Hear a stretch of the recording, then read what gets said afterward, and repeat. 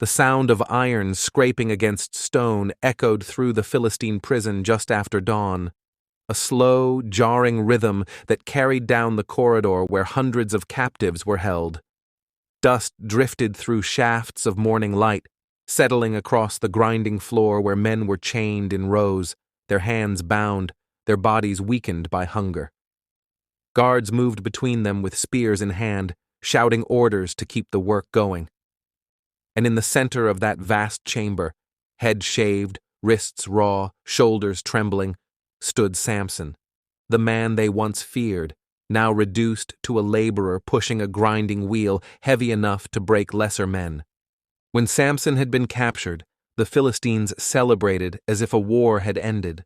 For years, he had been the single force capable of disrupting their power across the region, a man whose strength had become a legend, spoken with equal parts awe and dread.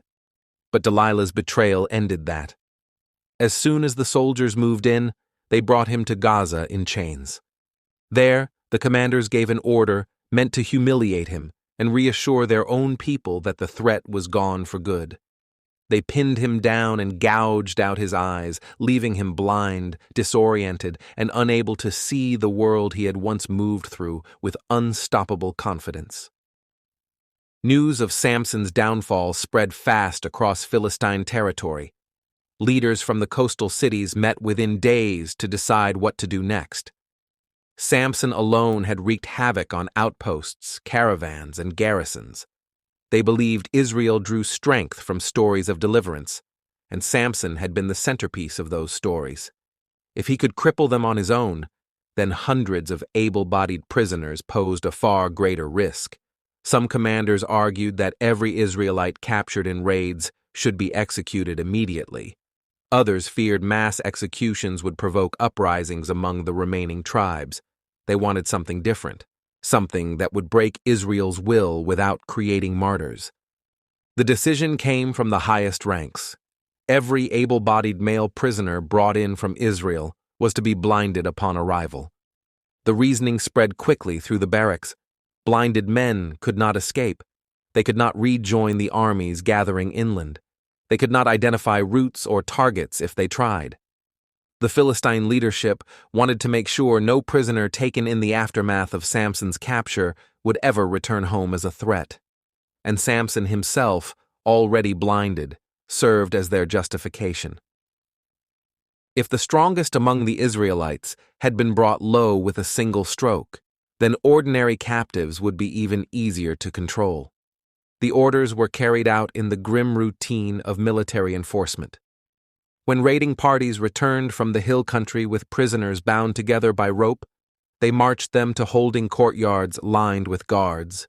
The men were forced to their knees. Some begged, some prayed, others remained silent, bracing for what they knew was coming. The soldiers worked methodically, moving down the line, carrying out the command exactly as instructed. Those who resisted were beaten until they fell still. Those who fainted were revived only to face the same fate. Afterward, the prisoners were dragged to the lower levels of Gaza's prison complex, where they would spend the rest of their lives grinding grain or turning massive stone wheels alongside Samson. Inside the prison, conditions grew harsher as the population swelled. The Philistines built more grinding stations and widened the underground chambers to accommodate the growing labor force. The air smelled of sweat, damp stone, and the powdered grain that coated everything.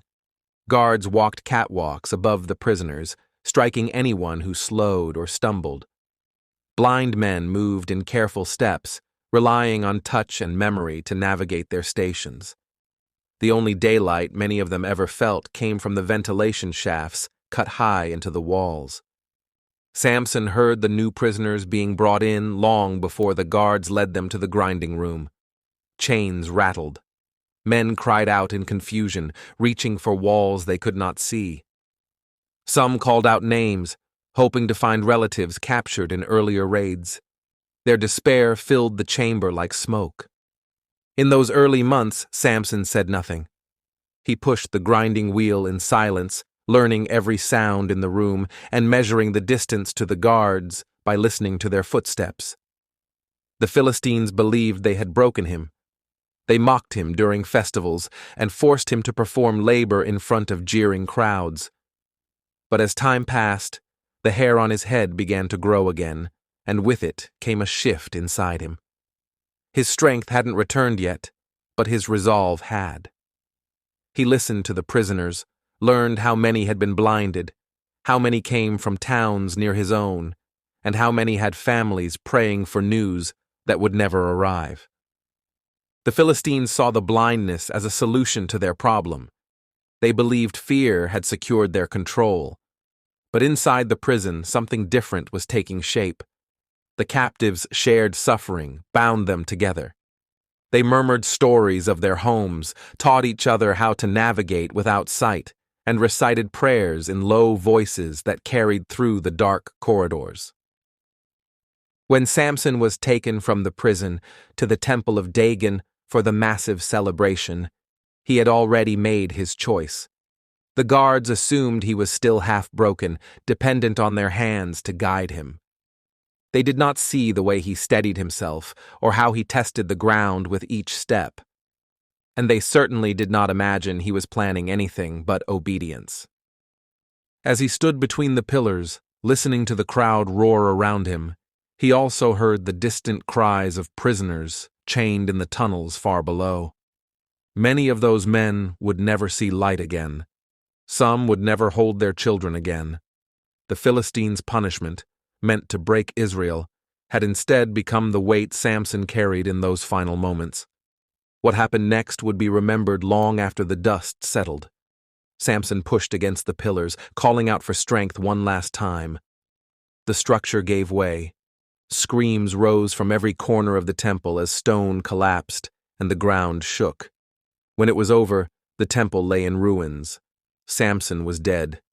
Thousands of Philistine leaders and guards were dead with him, and across the city, as the shock spread, the prisoners in the lowest tunnels felt the tremors ripple through their chains. The attempt to blind and break an entire population did not have the ending the Philistine commanders imagined. Their plan to control Israel through fear collapsed alongside the temple, and the survivors who escaped the city in the confusion carried the story with them. They spoke of the men who had suffered in the dark, of the cruelty shown to the helpless, and of the moment Samson brought the power structure down in one final act of defiance. The Bible records Samson's death as the moment he struck more Philistines in his final act than during his entire life. But woven into that history is the unspoken truth of the prisoners around him, the ones blinded in the aftermath, the ones forced into lifelong labor, and the ones whose suffering became part of the reason Samson chose not to die quietly. Their voices, though rarely named, formed the backdrop to one of the most violent and revealing chapters in the Book of Judges. Thank you for listening to Divine Crime. Subscribe for more true stories from the most dangerous book ever written.